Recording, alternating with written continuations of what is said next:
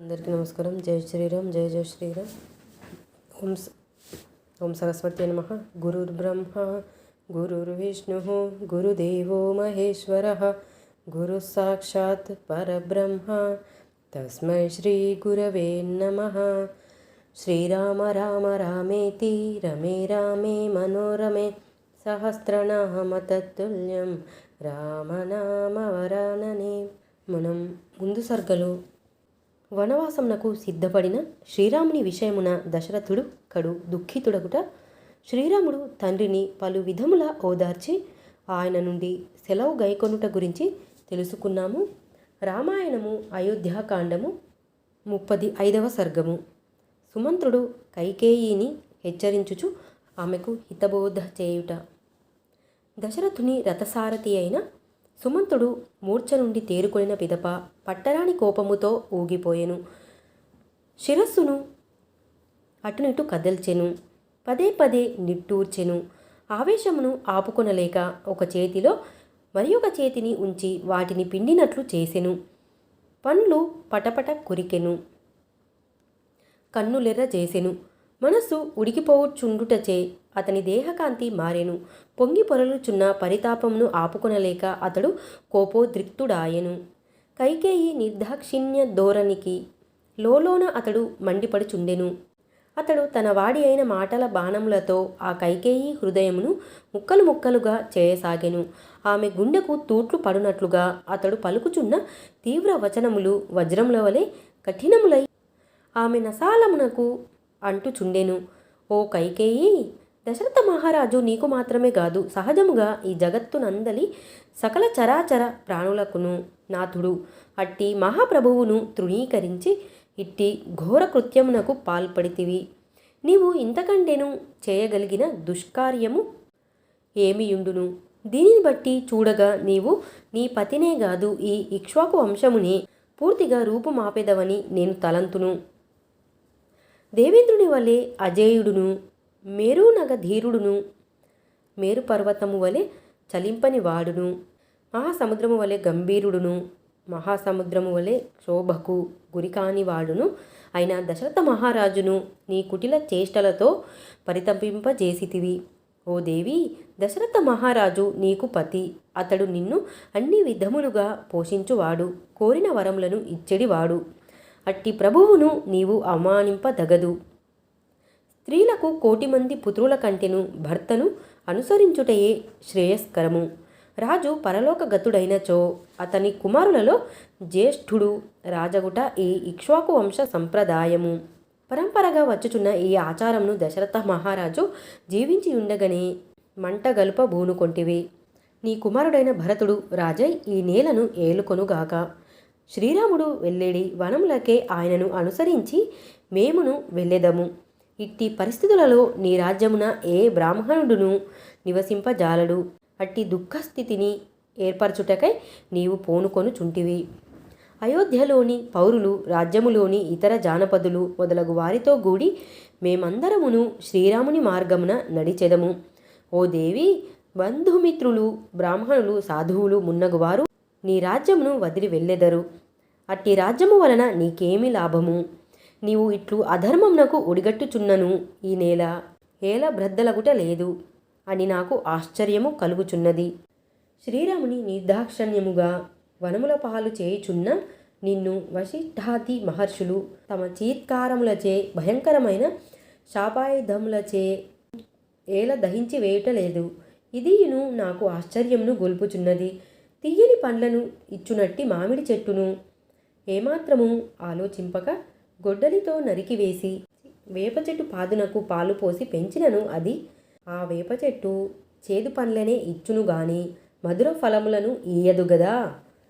అట్లే సుగుణములకు నిధి అయిన శ్రీరాముని యొక్క పట్టాభిషేకమును వరముల నెపముతో భంగపరచి ఆయనను వనములకు పంపి దుష్టురాలైన కైకేయికి ప్రీతి గూర్చినచో ఆమె దుర్బుద్ధి మారునా?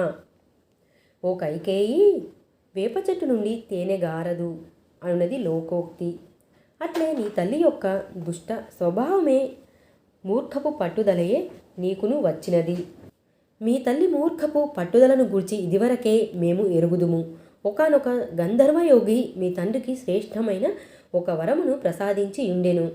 దాని ప్రభావమున ఆ మహారాజు సమస్త ప్రాణుల అరుపులను వాటి భావములను గ్రహింపగలడు. అతడు పశు పక్షాదుల భాషలను కూడా అవగాహన చేసుకొనగలడు. ఒకనాడు చక్కని వర్చస్సు గల మీ తండ్రి యొక్క పాన్పు దగ్గర ఒక పక్షుల జంట మాట్లాడుకొనుచుండగా దాని భావమును ఎరింగి అతడు 2-3 పర్యాయములు నవ్వెను. చావు దగ్గర పడిన మీ తల్లి అతడు మీ తండ్రి తనను జూచి గేలి చేయుచు నవ్వుచున్నాడని భావించి మిక్కిలి కుపిత అయ్యెను. వెంటనే ఆమె రాజుతో, ఓ సౌమ్య, మీరు ఎందులకు నవ్వుచున్నారు? కారణము తెలుపుడు అని పలికెను. అప్పుడా మహారాజు తన భార్యతో, ఓ దేవి, దానిని గూర్చి నేను నీకు వివరించినచో మరుక్షణమే నాకు మరణము సంభవించుట తథ్యము, ఇందు సందేహము లేదు అని నుడివెను. ఓ కైకేయి, అప్పుడు మీ తల్లి మీ తండ్రి అయిన కేకయ రాజుతో, నీవు జీవించి యుందువో లేదో అది నాకు తెలియదు, నన్ను మాత్రము గేలి చేయబోకుము, నీవు నవ్విన కారణమును తెలుపుము అని వంచెను. తన భార్య ఇట్లు పలికిన పిమ్మట కేకయ మహారాజు తనకు వరమును ప్రసాదించిన ఆ గంధర్వ యోగికి జరిగిన విషయము నంతయును వివరించెను.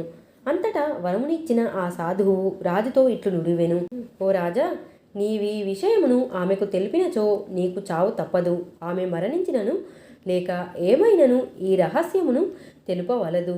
అంతటా మీ తండ్రి ప్రసన్న చిత్తుడైన ఆ సాధువు యొక్క మాటలను పాటించి మీ తల్లి కోరికను త్రోసిపుచ్చి కుబేరుని వలె హాయిగా నుండెను. ఓ దుర్మార్గురాలా, నీవు నీ తల్లి వల్లనే పెడదారి బట్టుచు అజ్ఞాన వశముచే ఈ దశరథ మహారాజు విషయమున మొండి పట్టుదలను ప్రదర్శించుచున్నావు. తండ్రుల లక్షణములను కొడుకులు, తల్లుల లక్షణములను కుమార్తెలు కలిగియుందురు అను లోకోక్తి నిజమే అని నాకు అనిపించుచున్నది. నీ తల్లి వలె నీవును మూర్ఖురాలవు కావలదు. ఇదివరలో మహారాజు చెప్పిన మాటను పాటింపుము. శ్రీరాముని యువరాజ పట్టాభిషిక్తునిగా చేయుము. నీ పతి కోరికను గౌరవింపుము. ఈ ప్రజలకు ఏడుగడగా నిలువుము. దశరథ మహారాజు సమస్త ప్రజలకును రక్షకుడు. అంతేకాదు అతడు వైభవమున దేవేంద్రునితో సమానుడు. నీవు పాపబుద్ధి గలదానవై అట్టి మహారాజుచే అధర్మ కార్యములను జ్యేష్ఠుని అరణ్యములకు పంపుట, చిన్నవాణ్ణి యువరాజుగా చేయుట చేయింపవలదు. ఓ కైకేయి, దశరథ మహారాజు పుణ్యపురుషుడు, ఆడిన మాట తప్పనివాడు, కొల్లలుగా సంపదలు గలవాడు, రాజీవలోచనుడు. అతడు తన ప్రతిజ్ఞను నీకిచ్చిన మాటను వమ్ము కానీయడు. జ్యేష్ఠుడైన శ్రీరాముడు మిక్కిలి ఔదార్యము గలవాడు, సదాచార నిరతుడు, క్షత్రియ ధర్మమును కాపాడువాడు. అంతేకాదు సమస్త ప్రాణులను కన్న బిడ్డలను వలె రక్షించువాడు, మిక్కిలి బలశాలి. అట్టి శ్రీరామచంద్రుని పట్టాభిషిక్తుని గావింపుము. ఓ దేవి, శ్రీరాముడు తన తండ్రి యగు దశరథ మహారాజు మొదలగు ఆత్మీయులందరినీ వీడి వనవాసమునకు వెళ్ళినచో నీవు ఈ లోకమున తీవ్రమైన అపవాదమునకు గురియగుదువు. ఆ శ్రీరాముడే ఈ రాజ్యమును పాలించును. నీవు మనస్తాపమును వీడుము. రాముడు తప్ప మరి ఒకడు ఈ కోసలను పాలించుటకు సమర్థుడు కాడు. శ్రీరాముడు యువరాజ పట్టాభిషిక్తుడైన పిదప దశరథ మహారాజు ధనుర్ధారి అయి ఇక్ష్వాకు వంశ మర్యాదను అనుసరించుచు వనములకు వెళ్ళును, వానప్రస్థాశ్రమమును స్వీకరించును. ఇట్లు సుమంతుడు రాజసమక్షమున పదే పదే సాంత్వన వచనముల తోడను తీవ్రమైన హెచ్చరికల తోడను కైకేయిని కలత చెందునట్లు చేసి కృతాంజలి అయి నిలబడెను. ఆ కైకేయి అతని మాటలను ఏమాత్రము చెవిసోకనీయలేదు, మనసున పరితపింపనూ లేదు. ఆమె ముఖమున కించిత్తుగానైనను మార్పు కనబడలేదు. వాల్మీకి మహర్షి విరచితమై ఆదికావ్యమైన శ్రీమద్ రామాయణం నందలి అయోధ్యాకాండమునందు 35వ సర్గము సమాప్తము. ధన్యవాదాలు.